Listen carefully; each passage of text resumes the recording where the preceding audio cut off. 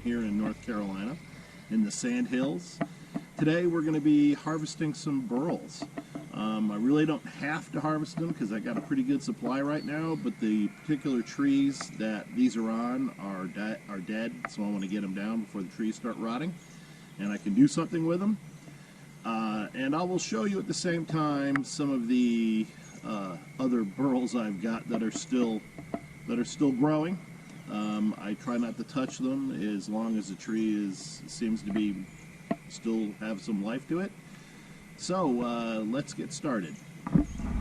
So here I have one of my cherries. I've got a lot of burls. This is within 100 yards of my back door, and I'll just show you. We'll walk through most of the ones that I get to that's in the very close proximity to my house.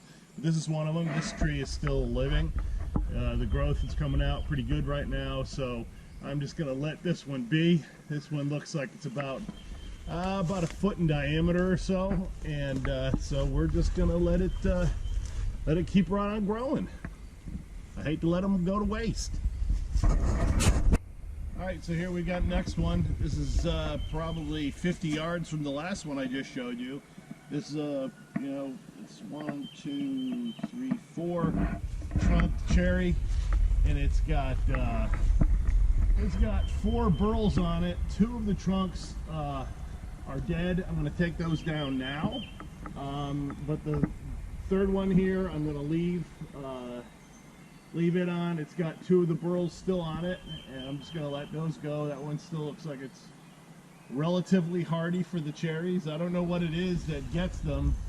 Usually about 8 to 10 feet up, that's where these cherries develop, but I mean these burls develop, but for whatever reason they're all over the place. So I'm going to take down these 2 now.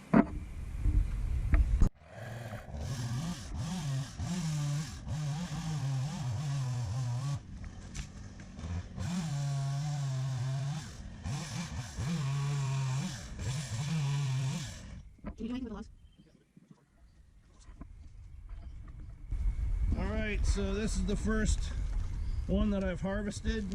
Yeah, I can see it's got some fungus on it, but the sapwood is rotting out, but the heartwood is still fine. The burl will be absolutely fine. I'll hit the ends with either anchor seal or pentacryl, and I will put them into storage. So let me take the other one down.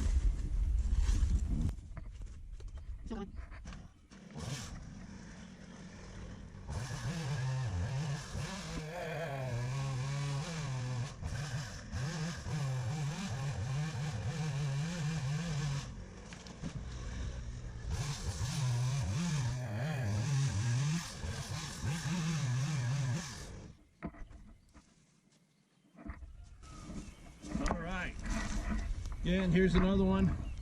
This one's got to be 15 inches in diameter. I'll hit the ends with pentacryl or anchor seal, and these are going into storage.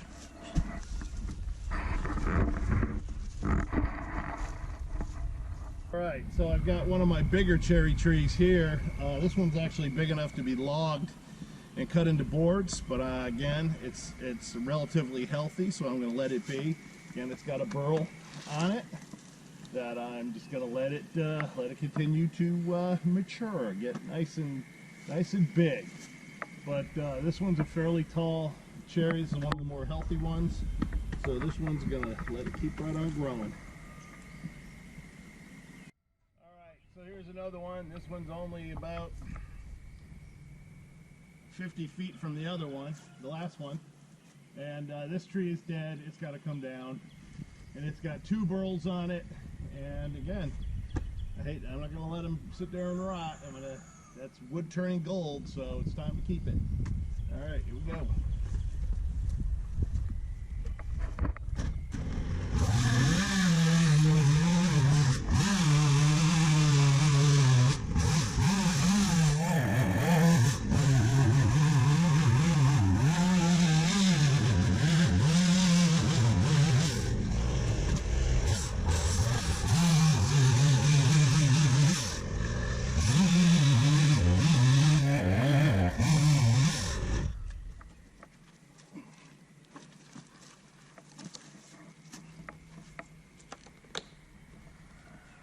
Okay, so 2 more here.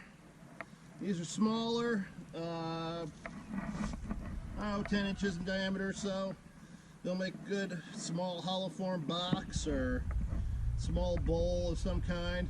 And the trunk is big enough that I can get small hollow forms out of it, small lidded boxes.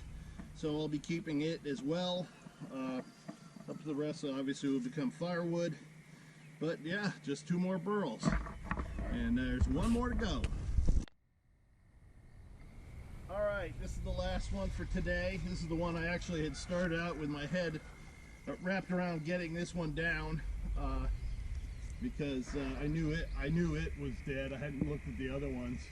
But this one's got several little burls on it. Some of these little ones I use for like my gear knob, my shift knob turning, and for other things. So I keep all of them. I mean, even this little piece here, I can cut it off and stick it into a mold and do an epoxy cast with that as well. So all of these, never let a good burl go to waste. So let's take this one down.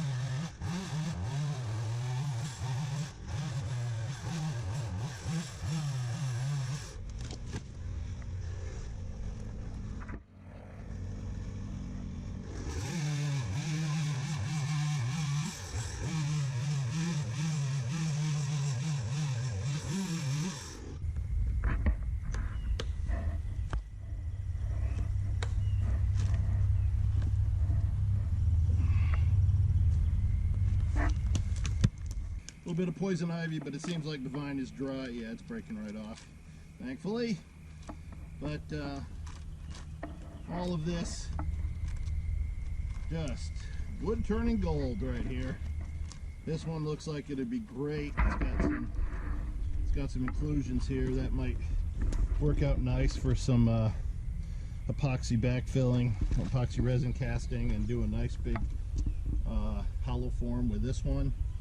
So, I mean, again, you can see this is my proximity to my house. I'm, you know, 100 yards out, and I've already taken down 1, 2, 3, 4, 5, 6 burls today. And you know, it's and I've got plenty more still growing, and that's just within the close proximity of my house. I don't know, it's a good problem to have. So yeah, I'm pretty happy with it. And again, this just scratches the surface on my property. I've got burls all over the place.